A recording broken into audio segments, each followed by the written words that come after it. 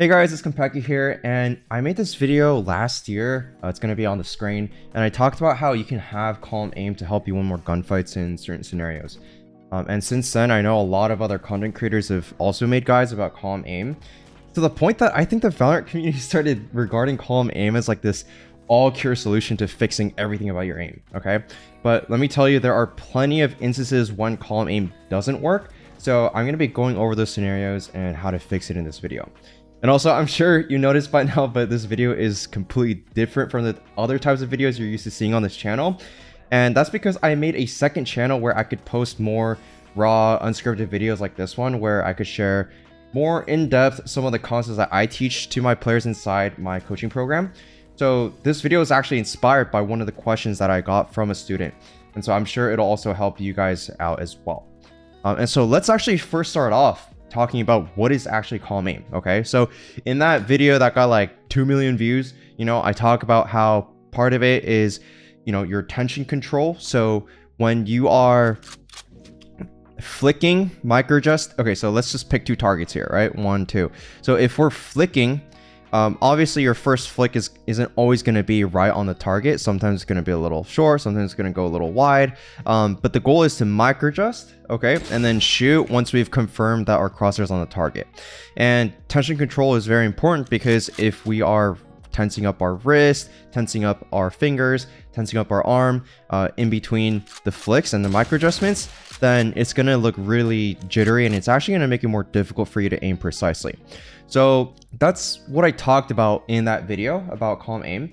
But there's also a component of movement where you need good movement and tracking, because you're not always just going to be standing still to flick, micro adjust, and shoot, right? Like, you also need to be able to move around and flick, right? And shoot. And so you also want to be working on your tracking. You can use like different guns, try pulling out like your knife to have different movement speed. You can do it from closer, further distances.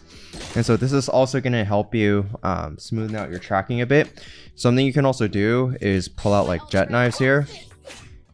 And you can try to track and micro adjust in between your updrafts.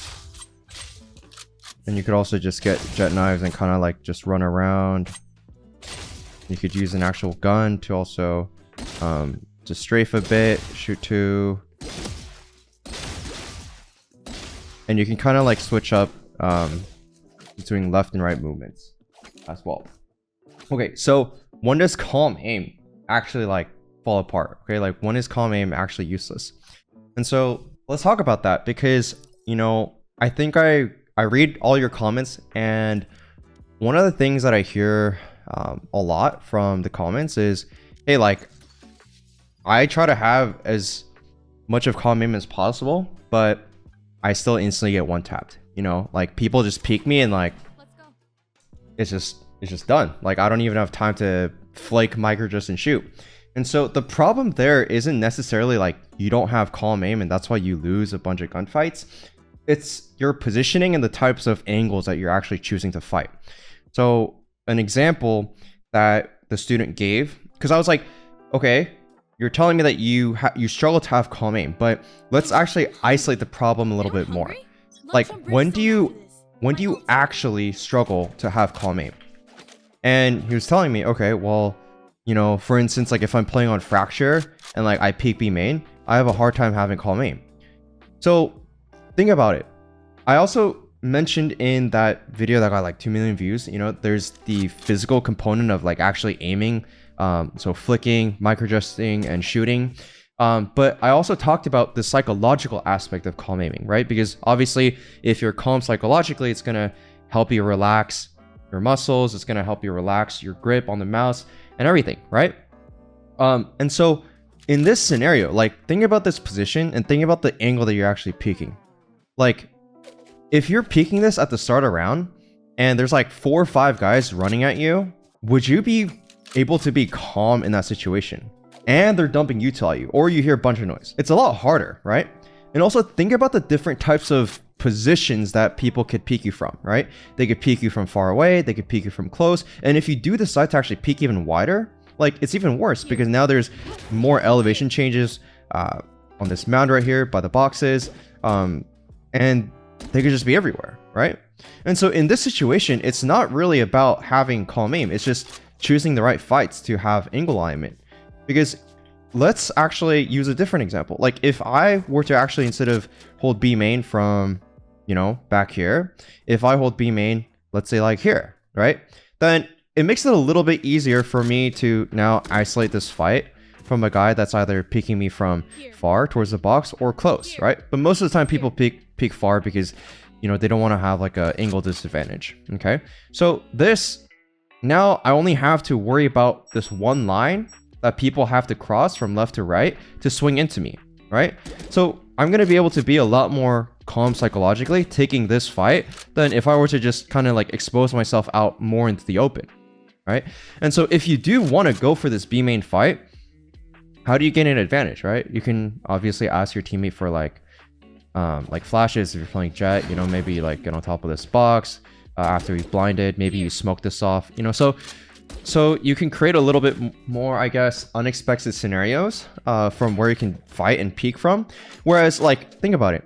From the enemy's perspective, if they're all running at you, they only have this one line to worry about the whole time as they're scaling up. On the other hand, if you decide to peek, they could be literally anywhere, right? So I hope that is a good example to illustrate a position or angle that makes it really difficult for you to actually have calm aim. Like another example would be here, like an A main, right?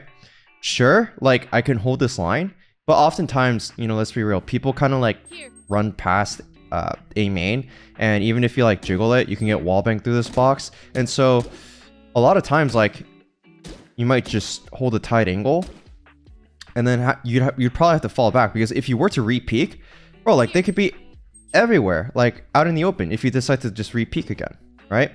Sure, you can have an off angle, but you might have to get one. And if you do decide to re-peek, think about it. By the time you went back behind cover, they could have already scaled up, they could have already been out wide. And so again, like if you do decide to peek again, it's hard to have calm aim unless, you know, you kind of slice the pie and slice the angle one by one, right? And then you maybe have to just fall back. So there's actually an example of this where that I pulled up of me actually fighting for B main here. So look, I don't have any of my teammates to help me out here. My breach is over on A. I mean, it's kind of dumb. Like no one was calming this game. Like someone should be probably playing A main just to like play off of breach stun or something. Okay, but they're not doing anything. But look at what I do here. Okay. So notice how I don't even go for this peek. I don't even pop the dash, because even if I do pop the dash, like if they're all there, I'm the odds of me like winning this fight, even with the sheriff, is just so low. So I'm gonna actually, it's the very same angle that I showed you, right? It's now the deadlock has to swing into me, and look, the deadlock is actually aiming way past me, because think about it from deadlock's perspective. Okay. You want to be thinking about every gunfight based on information. So because I didn't make any noise, Deadlock threw this stun. So she expects B main to maybe be clear. Okay. So she's already like aiming out here as she's swinging out wide, but all of a sudden I pop out on the left. And so Deadlock's not ready for me. Lets me just quickly microdress, or I mean, I think that was just a flick, honestly, just a quick micro flick. Yeah, just a quick micro flick. And then again, because since no one was watching arcade, just jiggle it a little bit. I hear more B main. And so look at this. This is another example of where I was actually not ready for the fight, and Reyna actually had to jump on me. And so this was actually really risky for me. I don't think I should have jiggled this a little bit more, because they could have been scaling up still. So look, I was ready and I just got timing, but fortunately she whiffed. And so if someone does whiff, okay, well, just, it's okay. Like, I'm not panicking here. I don't have to just go for a flick right away. I just strafe a little bit to the left, and then I whiff a little bit, just recorrect, And then if there's more, okay, now I pop dash. And then just hit a nice flick, okay? So here, like, because I pop dash, I don't need to just try to, you know, go for column aim there. Like, I can just maybe just peek for more info. That's basically all I was trying to do. The kill was just lucky, honestly. Like, most of the time, you might not be able to hit this shot. But I hope you get the principle behind, you know, just angle alignment and picking the right positions to fight from. Let's go through another example here. Oh, actually, this is a good example. In Fracture, actually, same game, I believe. Oh, you know, different game because we don't have a stage. So this A main fight, okay? If you are the one peeking from A main as a defender holding this, you have the advantage for the first fight, but afterwards it's a little bit tough because also the people peeking from A main are gonna be pre-aimed at the spot. And so that's why in high elo you'll commonly, you know, see this sort of fight for A main, and then they'll smoke this off so that now there's all these question marks around A main, and we have to use utility if we do still want to go A main, or we have to wait it out, right? And by the time we're waiting it out, people can, you know, push out the extremities and crunch us. And so this is what people end up doing. But here's what I do, because our only initiator is going towards drop. And so if I just swing out of the smoke, I have a very disadvantageous fight, right? Like, I have no info of where people could be. There's question marks literally everywhere. And so it's hard for me to have calm aim in that situation. I can't just slice the pie out of a smoke. And so here's what I actually end up doing. So I bait out a shot by making my gun poke out of the smoke. Okay. And then once I've gotten the info, that's when I swing with my dash. And I heard the audio, so I'm able to pre-aim relative to the direction of where Chamber shot from and then get this kill. So this is how you want to be thinking about how to choose your fights, depending on your info, your positioning. And I mean, I guess that's basically it. Here's an example of angle alignment, okay? So I'm just fighting for a main here by myself because they're just all fighting for mid, and I'm like, okay, screw that. Like if they end up going A or B, we're kind of screwed. So I'm just gonna fight for A by myself. This is ranked again, right? So you kind of have to play selfishly sometimes. Huge break. So I slice the pie. This guy luckily whiffs, okay? And so see what I do here. So I see more, right?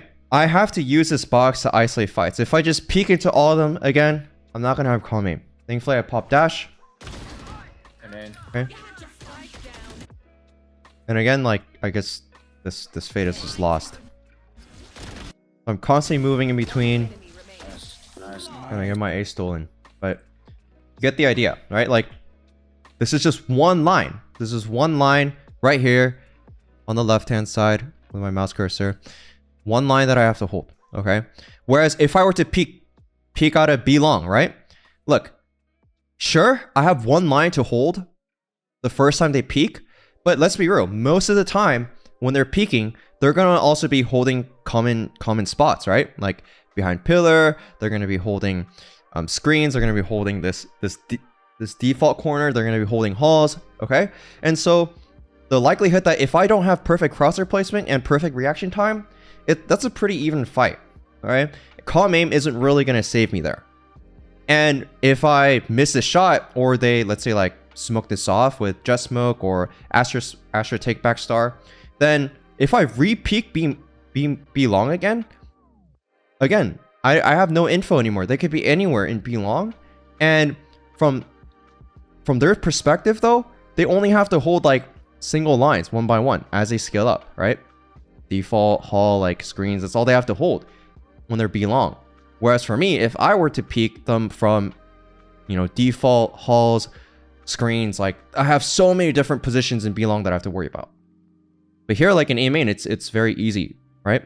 So that's why like this mid fight here, it only works really well for my team because a lot of my teammates are using util. Like we're throwing smokes, we're, you know, I hopefully we darted or maybe we're blinding, but you get the idea, right? But if we were to just dry peek into mid, bro, like, you have top mid to worry about, you have shop to worry about, maybe they could have timed you and walked out. So if there's more question marks, the safer you have to be when it comes to choosing your fights. Okay, let me look at my notes real quick. Yeah, so if you're holding an angle and someone peeks you, expecting you to be also holding that angle, and you have bad crosshair placement, you're pretty much dead. So calm aim is only a fallback at that point if you miss because of bad crosshair placement, and at this point you're just trying not to whiff the rest of your shots. Okay, that's where calm aim actually helps. And calm aim is also good like if you are like peeking out in the open and trying to take fights in like an even kind of 1v1 situation. So this is like a 1v3. So Jet peeks me. I know Cypher's drop.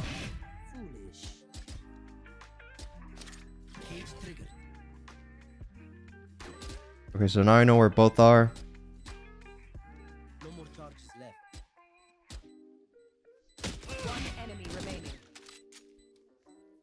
And I'm just trying to get Cypher to peek at that point. Okay. Let's see.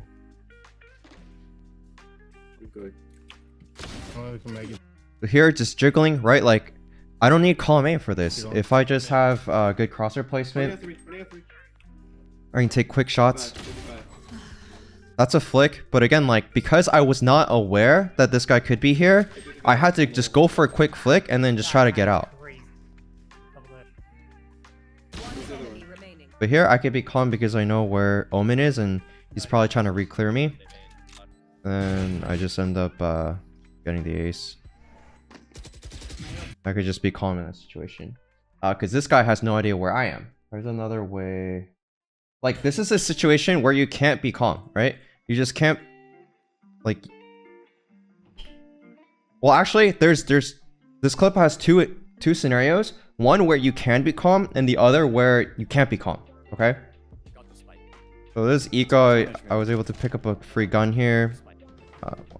Someone died, so I plant the bomb.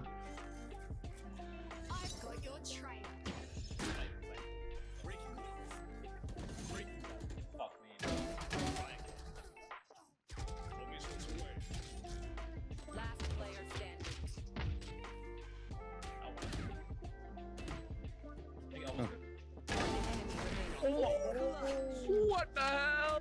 Okay, so I mean the difference is very clear. Here, our deadlock, that's two people. I hear them, so that's a perfect time for me to just swing out. I have the advantage. I can be calm in these situations.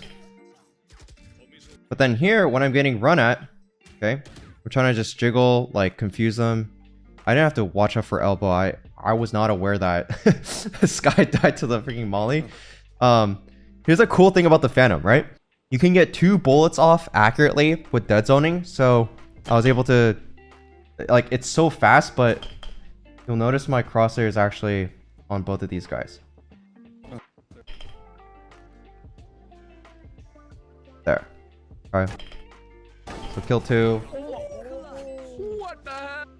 That's where you gotta be quick. Here is a different example, okay, where if I have my shield pop, I can be a lot more calm. I think the other example, I didn't have shield, but here, because I have an advantage with my abilities,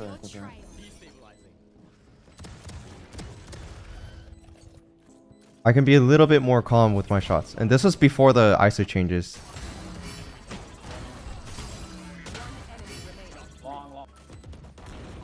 Would have been a nice clip to get the 4th. Yeah, notice how, because I have shield, this guy,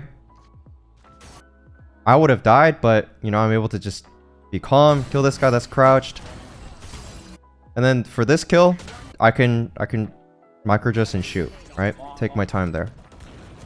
So that's another example of where calm aim is actually useful, right? Because I'm peeking out, I don't know where all of them are. And if I have the advantage, I can actually take more time with my shots, right? But in the other example that I showed you with the 4K, if I peek out, I don't know where they are, and I'm at a disadvantage because I don't have that much util. They know where I am. You know, they have numbers advantage. They could trade me out. Like, I have to be much quicker and be quick with my shots. And it's like a funny one, you know? Like, sometimes Sometimes you don't even need calm aim, right? you just run them down. Let's see another example. Okay, so this is another example. Oh yeah, right here. We're scaling up. We don't know where they are. Right? We had no idea where they were. But just quick strafe. I know where he is now because of our jet. And then I know this Cypher swung me, so I don't have to panic here. I just have to strafe a little bit more, readjust, and hit that shot. Okay, and here's another example where calm aim is not the issue. Okay, so I killed a Sova in this clip, but calm aim was not the issue that he died and lost the fight. Check this out.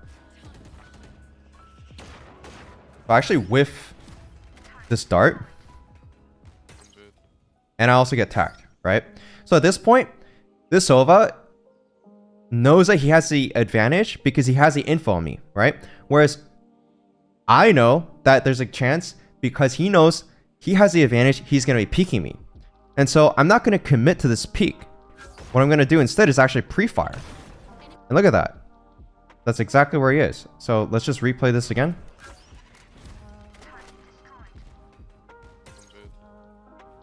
Get tagged.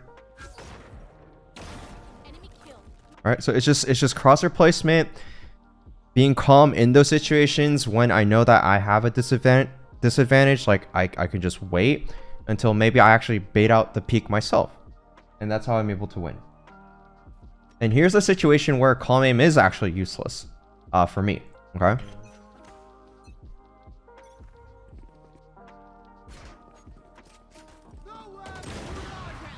Nice, bro. Or Sky was able to bait for me. Keep going, keep going. Hell yeah. One screen, Sniper. Both screens, both screens. Enemy remaining.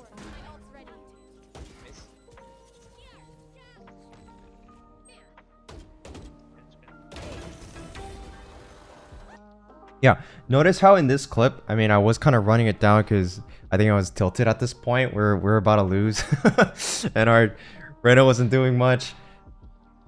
I just ran it down. But check this example. I kill this jet, and I know Raze just naded me, okay, and so was ulting.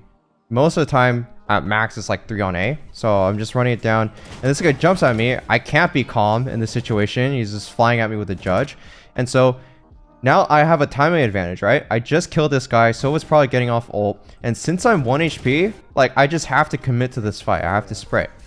And this is just me like kind of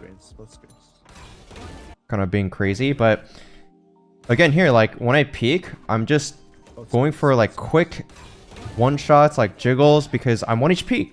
Like I cannot, like here, I try to go for a flick there again too, because I'm 1 HP, and if I get shot once, I'm dead. Okay, well, I hope this video clarified a few more things about calm aim, and if you do want more personalized help from me and my team of over a dozen Radiant and VCC coaches, you can use the link in the description, and actually there's 2 links. One of them is to apply for a flagship 10-week program, and you need to book a call for that to make sure we're not wasting your time and money. And the second link is actually to join our IRP Lite program. That one, anyone can join, and you can join for as little as less than $1 a day. We have bunch of weekly events for that as well, along with like over 100 videos that go over, you know, basically every agent on every map to master them. There's a lot of fundamental lessons in there as well, so just come check us out. We have ongoing scrims and different events, super active community, so you know, we'd love to see you guys in here as well. And if you do have any more questions, leave them in the comments, and hopefully that could be a future video as well. Thanks for watching.